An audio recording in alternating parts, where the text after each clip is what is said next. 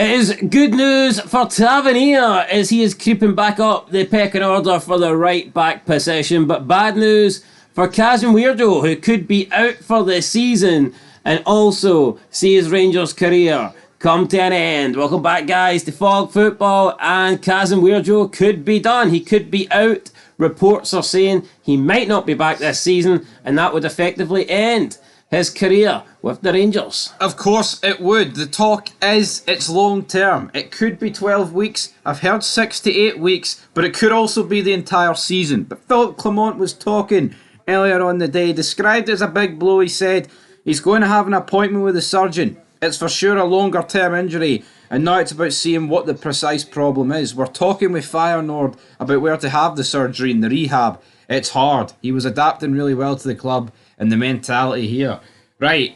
I think that's telling. See if he has it. If he goes back to Holland, then I think he's done, isn't he? Well, if he goes back to Holland, Rangers aren't seeing the guy until about March, April time at least. Yeah, I think depending on where he has the surgery and what club he has it at, then to me that will be the big telling point.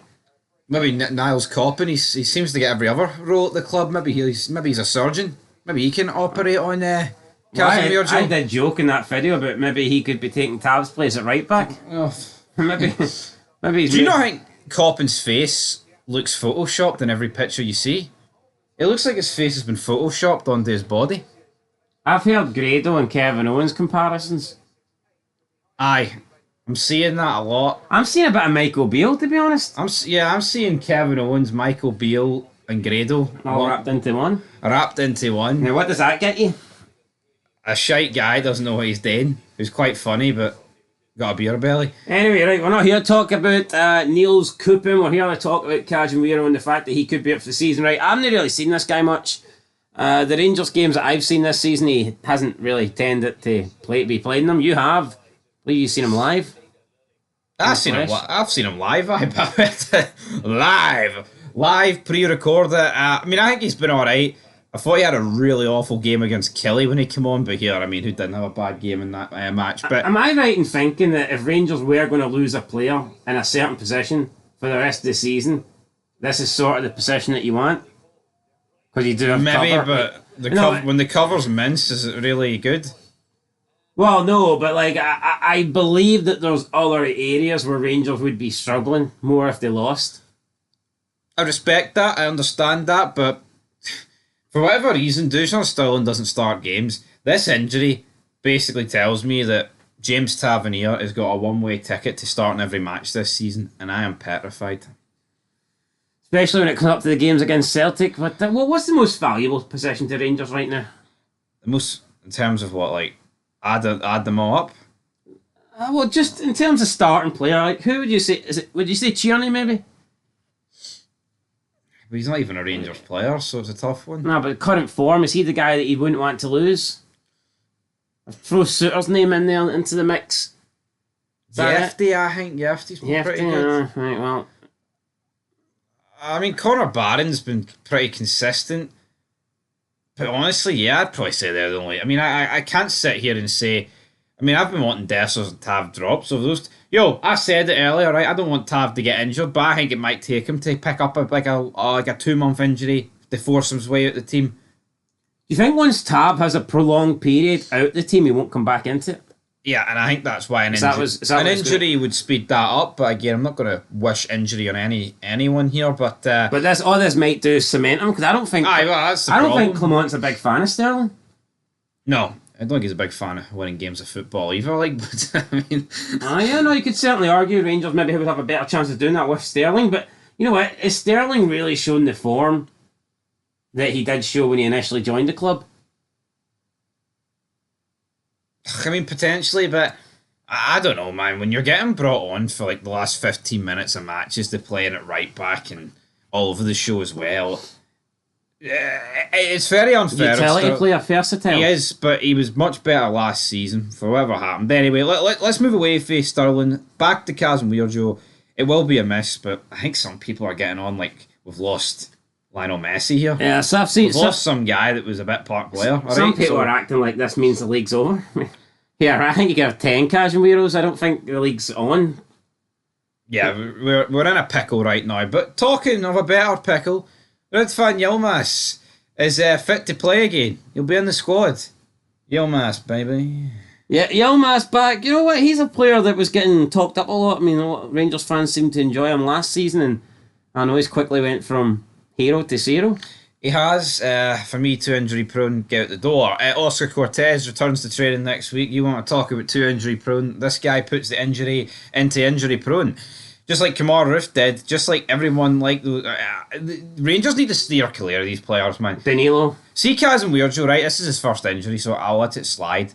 But it's a long-term injury. First and last. Aye, well, that's the problem. Danilo as well, he's back. I would start him. And then Ravi Matondo did play in a friendly during the international break, but now has a small problem. I don't know what the small problem is. Maybe it's the fact that he's not a very good footballer. But talking of very good footballers, before we talk about that very good footballer, Rangers seem to be the only team with massive injury problems. Don't get me wrong, all teams have injury problems, but Rangers seem to have prolonged injury problems. I remember Sports science, bitch. I remember Hearts last season had shocking. It was even worse than Rangers. Hearts had like literally half the team out injured. That was like a one-off. See, when you look at Rangers, like every season, they always tend to have like 6 or 7, first team players out injured at one time. They do. I mean, I know every club gets injuries, and sometimes you're really unlucky and you get a shitload at a certain time. But it's like Rangers always seem to have numerous players injured at the one period. Yeah, I mean, I know you're not using it as an excuse, but if Rangers had a fully fit squad with no injuries, yeah, it would be a wee bit better, but would we still be like 6 points off the top? Well, I wasn't thinking of an excuse. I was thinking more. Thinking more along the lines of why is that the case? Why? Because sports science. I don't know what's going on. Something's going wrong behind the scenes. I mean, we heard the excuses of, Gio had them playing really slow, then Beale came in and changed it up rapidly, which brought injuries. Well, we've now got a guy that's fucking doesn't even know what he's doing. He listens to this. The sports science team picked the team. Anyway, let's talk about a guy that should be wearing the blue Rangers, Lewis Ferguson. Right? Yeah, could have been wearing the Rangers blue, but was deemed not good enough. Deemed not good enough. But not by me and you. Not by me or you. I mean, honestly, I think it should be a hangable offence. Whoever said, you know what, let's not sign Lewis Ferguson, let's bring in... Well, let's keep it real, man. There was a lot... A majority of Rangers fans were saying this guy wasn't good enough when he was at Aberdeen. Yeah, it was a few years ago now, right? But who are we trying to kid here? I believe you weren't too happy about Connor Barron when Rangers signed him either. No, I wasn't. I didn't really want to sign Connor Barron, but I think that might just show how far the standards have fallen. Because when you compare Connor Barron and Lewis Ferguson, Connor Barron was like a nobody at Aberdeen. Realistically, he was showing signs though. Aye, signs. One sign, mediocrity. Lewis Ferguson was. Everyone knew Lewis Ferguson was going to... He had the namesake. It's in his blood. What's Connor Barron got in his blood? I don't think Connor Barron was showing mediocrity at Aberdeen, right? But I get your point. Lewis Ferguson looked a lot better. Compared to Lewis Ferguson. I think there is old firm snobbery. I think there is bias and snobbery from Celtic and Rangers where they just look down on players that play in the Scottish Premiership when in reality there's been a lot of good players over the years that could have went to Rangers Celtic and have just not paid the money for. You know what though? Lewis Ferguson's certainly one of them. I feel like we talk about John McGinn on every second video, but he could have been a Celtic player. Well, let me just jump right in here though, right? Yeah. You know what? Old firm snobbery exists, right? Well, look at the last but listen. See Celtic, right? They've won pretty much every trophy for the past how many years, right? Oh yeah, So see if they want to be snobbery. It's not like Celtic can sit here and go, you know what, folk football's right, we have been snobs, we've stuck our nose up at all these players, look how much it's affected us. Oh wait, it's affected us fuck all, really. They could have made a profit on McGinn, I get that, but if we want to talk about who it's affected most at the two old firm clubs but not signing these players for the league, it's obviously Rangers, because Celtic have won trebles, leagues, you name it. What have Rangers done? If Rangers signed Lewis Ferguson when they should have, if they signed Lennon Miller in said summer, Rangers could be months, years ahead of schedule, better, but they're not. When I see it though, Rangers have signed you look at the players that Rangers have signed for Aberdeen. They didn't get Lewis Ferguson, right? They didn't get Callum Ramsey, they didn't get Scott McKenna, but they did get Scott Wright, they did get Ryan Jack, and they did get Connor Barron, aka the players they could get on the cheap. See the players that they have to pay a bit of money for, a couple of million for, those are the players that have decided to, oh no, they're not good enough for us. And in the end, it came back to bite them in the ass. But see, that's where it's bullshit, because it's not that they're not good enough for us. No, I just don't like paying them money. Yeah, that's it. That's the truth of it. Because anyone that thinks Scott Wright is worth the money or whatever compared to a McKenna, Ferguson, I mean, a Calvin Ram. I mean, there's so many players, man. Miloski, Josh Dodge, Aaron Hickey. To go out of Aberdeen. These are all players that could have moved, but they just, because it would have cost a couple of million, it was like, oh no, we can't be doing that. But you know, we'll see them take cheaper options. I mean, did Rangers no sign? What's the guy for Hibs they signed? Or did he go for Rangers to Hibs? Who are we on about? How long ago? Striker. Canberry? He's not the guy I'm thinking of, like, but there was somebody that Rangers got him. There was somebody Rangers signed for Hibs, like, and he wasn't that good, but they got him cheap. What, Florian Canberry? I don't think it. Nah, it wasn't Canberry. How long ago was this? I think it was during Gerrard's time or something like that. I think it was Canberry. I don't think it was him. But anyway, point is, look at last time Celtic spent a bit of money on a. Oh. Not Etten. No, it wasn't Etten. What was his name? Oh no, it was not Etten. Up front? Aye, striker. It was Canberry. He's the only guy for Rangers. I don't think it was Canberry. I'm willing. He's the only guy they've signed. I think he was in the same squad as Etten. Around that time period. Nah, nobody. I'm telling you it was. But anyway, look at the time. Fucking Canberry, mate, if it was anybody. Look at the time Celtic spent money on Scott Brown, and what a signing that turned out to be. Yep. But they, I mean, it cost them a few million, and they had to pay Hibs to get it. And what they got in the end was, a player that was there for years and years, captain them to many league titles. You just think that there's been a lot of players that, and I'm not saying like, see a John McGinn. I'm not saying John McGinn's way better than Scott Brown, right? And he's got a bigger ceiling in the Scottish Premiership, 100%. And John McGinn would not have been a lifer in the Scottish Premiership. He's too good for that. But if Celtic paid that $3 million, they could have had him for a few good seasons, and then you're talking £25-30 million plus easy. But it didn't happen.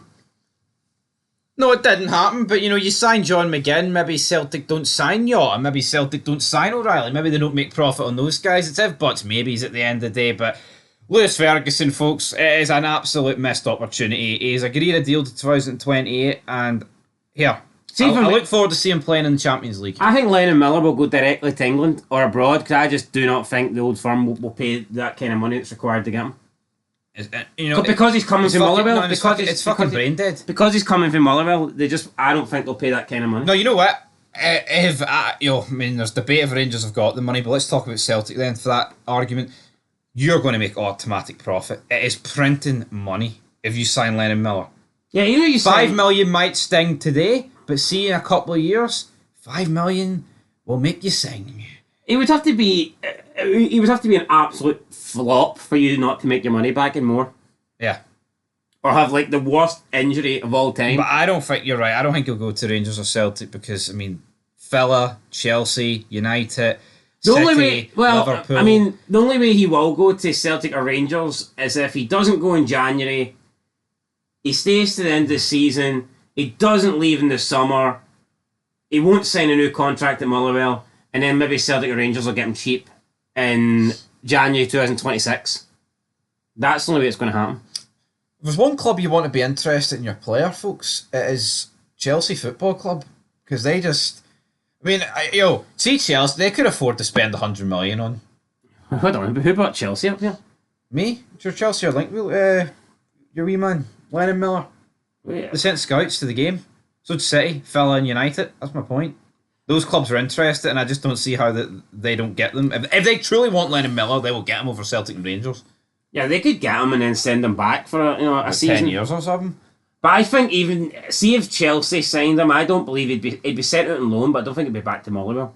No. I think they'd be looking to try and... They'd probably be looking to loan him out to Rangers or Celtic. Or here, see if you got to move to Chelsea. If I was Aberdeen, I'd be definitely trying to get them. They're going to be getting European football next season. Yep. 100%.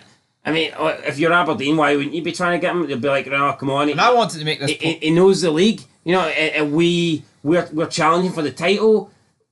It would make sense. I wanted to make this point earlier about Rangers as well. The way Hearts signed DeHanda, the way they signed Blair Spittle, that is 2 signings that Rangers should have made during the summer. 2 freebies, but it automatically improves the score. Penrice has been really good as well. Penrice as well. Yo, is it the... Now, I know it doesn't look that way because Hearts are pissed right now, but it's just because we've had a horrible start. They're good players. Is it the glitz and the glamour of, a wee £4 million signing for Serie A? A 5 million there from the Swissy Piss League? No. End of the day is, though, you need players in this. Who gives a fuck what they've did abroad? It's about what you do here. And not that Penrice, DeHanda and Blair Spittle have won, quadruple trebles and all that good stuff, but maybe they could be your team. You never know. The old firm just don't want to pay the kind of money. They'll happily pay 5 million for duds from abroad, but they wouldn't pay 5 million. It's almost to a fellow Scottish team. It's almost like, why would we help you? Something like that. It's like, realistically, right, Celtic bid $1 million for Luke McCoy. But it's like, I mean, I'm not expecting them to pay more, but it's like, you don't feel like they would have went any more than that. They actually, like, we were covering it.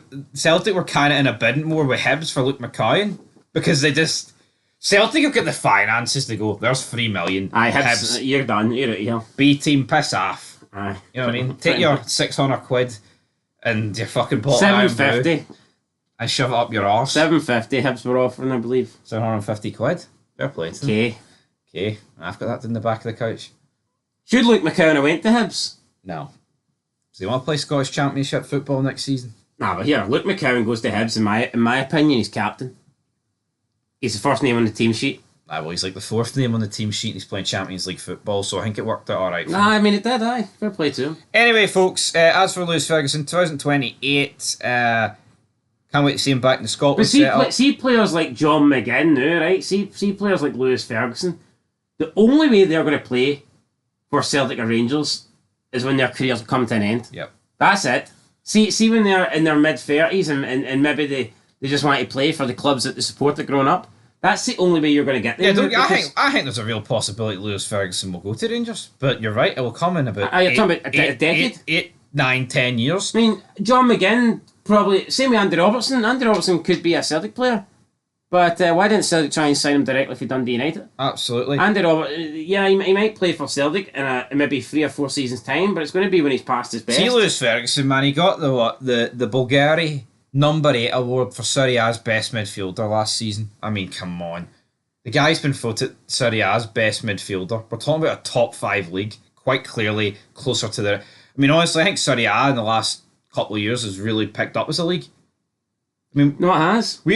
See Lewis Ferguson's form last season, and considering he did it in Serie A, he is quite easily one of the most informed players in world football in the midfield position. Oh, yeah, before his injury, he was phenomenal. You know what I mean? So that is what you've missed out on, all because we didn't want to give them 3 million, or whatever it was. I don't think we would have took that. They just only want to play ball. But I mean, the way I'd look at it is, I'd be like, well, hold on, look at the amount of Scottish players lately that have left to go abroad, and they've generated good money, and they're from clubs that can't really hold it. Like Rangers would be able to hold out more on Lewis Ferguson than Aberdeen would. Rangers would be able to demand more for selling Lewis Ferguson than Aberdeen would. Absolutely. So it's simple to me. And another thing, I know this is totally off topic, right? But some guy phoned up Super Scoreboard, and he was a Celtic fan, and he claimed that Celtic should be looking for like next level money now, because he says Celtic, everyone talks about Celtic moving to a different league because they've outgrown the Scottish League. He claimed that they've already done that. He says Celtic have already moved to a new league because they're in this new Champions League. It's no longer a group, it's a league format. So therefore, Kuhn, he wants 50 million for Kuhn. So he's saying that Celtic have moved leagues because they're in the Champions League, and therefore he's demanding 50 million for Kuhn. Alright, is Kuhn getting paid like a £50 million player since Celtic have moved to a new league, according to this guy? Is Kuhn getting the wages of a guy in the Champions League? He's claiming that, Celtic are 1-1 away from being a top 10 team in the world. Is Kuhn getting played like he's a winger? Is he getting paid, like a winger for a top 10 team in the world? That argument's daft, man. Did you not hear that? No, I didn't hear it, but yeah, it's just a new competition. Yeah, he's claiming that Celtic should be charging like new money now because they're technically in it, they've moved leagues. Like, no, it's a Champions League. It doesn't matter which. The Champions, you're not going to generate. That's a competition that you play in 8 games in a year. Your money's always going to be based on the league that you play domestically. And the facts are, man, the Scottish League in our lifetime, or at least for the foreseeable future, just isn't going to generate that kind of money. No, it's not.